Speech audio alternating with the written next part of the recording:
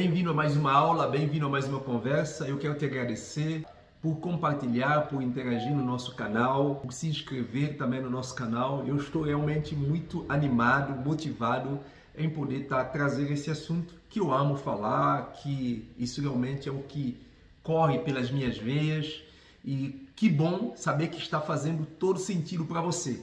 Por isso eu quero agora começar a te chamar de anjo. Eu gosto de dizer que terapeutas são anjos. E você sabe, anjos são mensageiros de Deus para ajudar pessoas que estão passando por lutas, né? Pessoas que trazem notícia, solução da parte de Deus para outras pessoas de forma precisa, de forma a solucionar, de forma a ajudar aquela pessoa que está passando por uma luta ou por algum problema. Então seja bem-vindo, anjo, a mais uma conversa. Hoje a nossa conversa é nós pensarmos sobre ciência e fé. A terapia é coisa do mundo ou é uma ferramenta de Deus?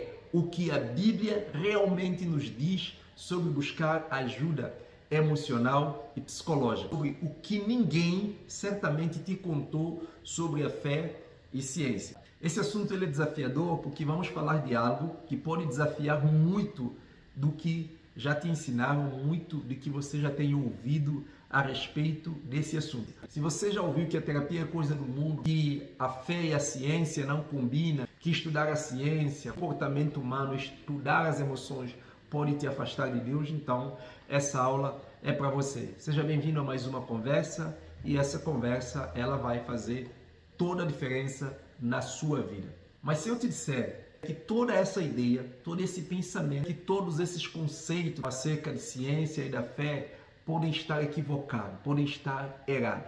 Por isso que o objetivo dessa aula é quebrar mitos, trazer clareza e quebrar essa dúvida que, infelizmente, tem prejudicado, tem afastado muitas pessoas de buscarem ajuda, cura, sabe, emocional, psicológica, de muitos traumas e feridas emocionais.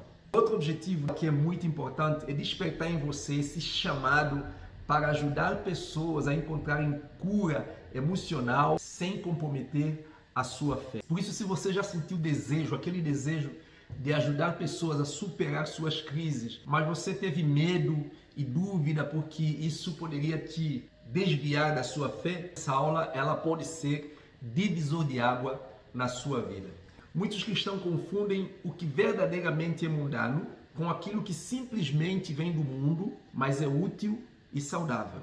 Vamos esclarecer essa diferença. O que realmente é mundano? Uma coisa mundana, um conceito mundano, é tudo aquilo que exalta o homem acima de Deus e que relativiza a verdade absoluta das Escrituras Sagradas e promove uma mentalidade independente de Cristo. Mundano é um sistema que alimenta o orgulho, egocentrismo, relativismo moral e negação da fé. Isso é mundano. O que é conhecimento saudável? Já um conhecimento saudável é aquele conhecimento que nos faz crescer, nos faz compreender melhor a criação de Deus e nos ajuda a atuar com sabedoria no mundo sem perder a nossa essência. Isso é um conhecimento saudável. A ciência saudável é aquela que estuda a mente e o comportamento humano sem negar princípios espiritual e a existência do Criador. Isso é uma ciência saudável. É aquela que nos permite crescer, estar mais preparado, mais sábio para vivermos melhor, sem perder a nossa essência como cidadão do reino dos céus. Provérbios capítulo 2, versículo 6, ele nos diz: porque o Senhor dá sabedoria e da sua boca vem o conhecimento e entendimento. Em Colossenses capítulo 2, versículo 3, ele vai dizer para nós: em Cristo estão escondidos todos os tesouros da sabedoria e de conhecimento. Então entenda, Deus criou a mente humana capaz de compreender e de estudar as emoções. Isso é Deus que nos deu. Não veio do diabo, não veio do mundo. Isso é algo divino. E nós somos um ser muito inteligente porque nós fomos criados por um Deus inteligente. Bem, nesse segundo ponto eu quero conversar com você sobre a minha luta sobre esses assuntos, ciência e fé, antes de me tornar um terapeuta cristão, antes de trabalhar com terapia, antes de assumir essa função. Eu não estou aqui apenas para ensinar algo para você. Eu quero que você entenda isso, mas eu estou aqui também para te mostrar que, particularmente, já lutei contra tudo isso também. Por exemplo, eu achava que buscar conhecimento sobre as emoções era falta de fé. Eu achava isso, acreditava isso. Os meus alunos conhecem a minha história, meu testemunho sobre a minha luta com a psicologia quando eu estava fazendo faculdade. Eu tive que trancar por conta de algumas confusões que surgiram na minha cabeça. Então, eu achava que buscar o conhecimento sobre as emoções era falta de fé. Também fui dominado por um medo de ser criticado pela igreja, pelos irmãos, por trabalhar com a terapia cristã. Isso me dominou bastante. Eu duvidei muito se isso era um chamado divino para mim, se realmente isso vem de Deus, se realmente Deus queria que eu fizesse isso. Eu também tive essa luta. Mas eu quero te fazer uma pergunta interessante e essa pergunta me ajudou bastante. Fez toda a diferença na minha vida. A pergunta é a seguinte: se Deus te deu um coração acolhedor, um ouvido para ouvir, será que Ele não quer que você use isso para transformar a vida de pessoas? Se você é um bom observador, você vai perceber que existem muitos pastores que não têm um coração acolhedor, não têm ouvido para ouvir, são pessoas muito ásperas, são pessoas sem paciência, mas estão exercendo esse ministério. Existem muitos psicólogos, existem muitos terapeutas que estão fazendo isso. Não por uma questão de sentir isso e por ter essas qualidades nata. Agora imagine você tendo esse coração acolhedor e tendo esse ouvido, sabe? Essa capacidade de escutativa aguçada dentro de você. Será que Deus não quer que você use isso já como uma ferramenta para transformar vidas de pessoas? Por isso que na nossa próxima conversa nós vamos falar sobre como descobrir se você tem chamado para trabalhar ajudando pessoas, te dá discernimento, sinais espirituais, emocionais, vinda da parte de Deus, que nos ajuda a ouvir a voz do Espírito de Deus, dando-nos sinais claros de que Ele está nos chamando para ministério como terapeuta. Nesse terceiro ponto, eu quero falar com você sobre Jesus. Jesus, ele foi o maior terapeuta da história, certo? Jesus foi o maior terapeuta da história. Eu não sei se você já parou para prestar atenção como Jesus ele lidava em todo o tempo com as emoções. Alguns exemplos práticos que nos ajudam a ver essa ação, essa prática terapêutica de Jesus. Jesus e a mulher samaritana. Jesus está conversando com a mulher samaritana e nessa conversa Jesus faz questionamento, perguntas profundas com o objetivo de direcionar aquela mulher à raiz da sua dor. Então Jesus ele faz perguntas profundas para a mulher samaritana com o objetivo de ajudá-la a enxergar a raiz da sua dor, a causa do seu problema. E uma outra história muito fascinante que a gente vê aquele tratamento terapêutico de Jesus é Jesus com Pedro. O que acontece com Pedro? Pedro errou feio com Jesus. Pedro, diante desse comportamento, do seu erro, do seu fracasso, do seu pecado, ele estava se sentindo inútil, ele estava se isolando de si e da sociedade. Isso já estava refletindo em Pedro o que? Depressão, culpa.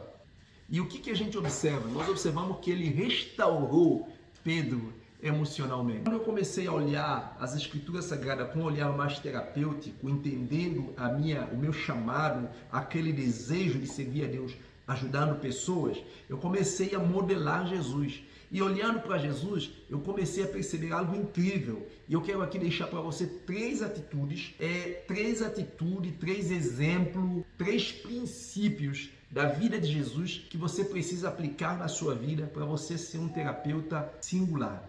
Olha que Jesus nos ensina. Ele ouvia as dores das pessoas. A segunda coisa, ele fazia perguntas que levavam à verdade. Jesus fazia perguntas com o objetivo de levar a pessoa a enxergar a raiz do seu problema. Terceira coisa que Jesus fazia, Jesus ele restaurava a identidade, ele trazia clareza à vida das pessoas para que a pessoa pudesse encontrar propósito e sentido novamente em suas vidas. Esse é o processo terapêutico. saber ouvir, saber direcionar o paciente ao ponto de ele enxergar e entender a raiz e as causas das dores e das feridas emocionais, e também, mais do que isso, que é restaurar a identidade, trazendo clareza para a vida, para que a pessoa tenha poder de viver uma vida ousada, assumindo o protagonismo da sua vida e mais, realmente, ela viver o propósito pela qual Deus trouxe ela à existência.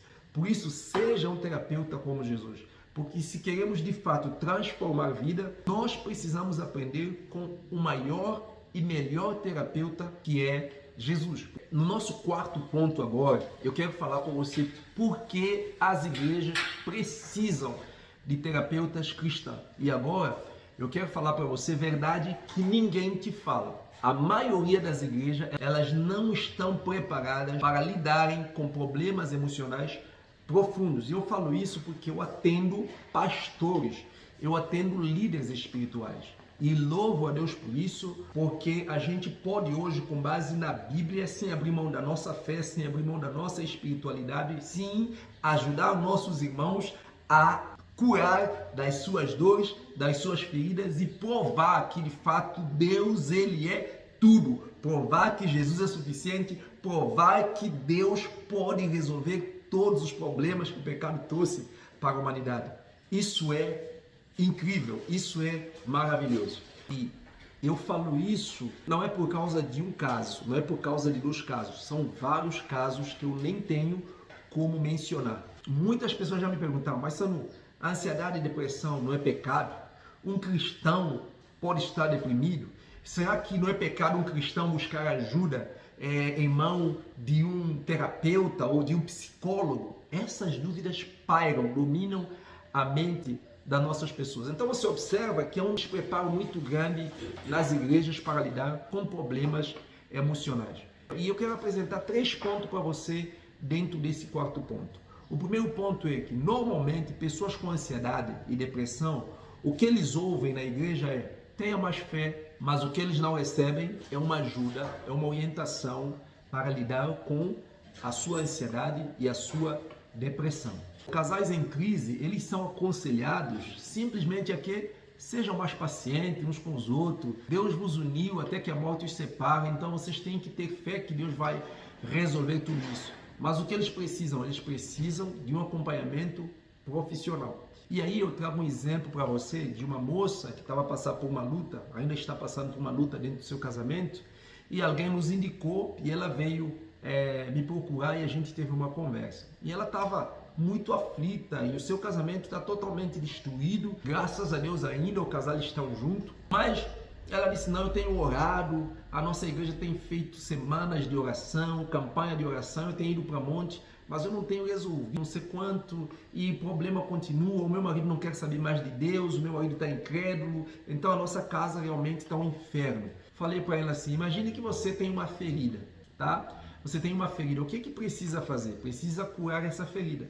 Quando nós curamos essa ferida, quando ela cicatriza, automaticamente todos os outros sintomas que você tem de febre, de dor, de falta de ânimo, de mal-estar vai acabar, porque a ferida foi curada. Então, simplesmente ser paciente, simplesmente orar, não vai resolver se vocês não tratarem a causa por detrás de tudo aquilo que vocês estão vivendo dentro do vosso casamento. É simplesmente um exemplo para te dar, que não é apenas ser paciente, é preciso tratar, certo?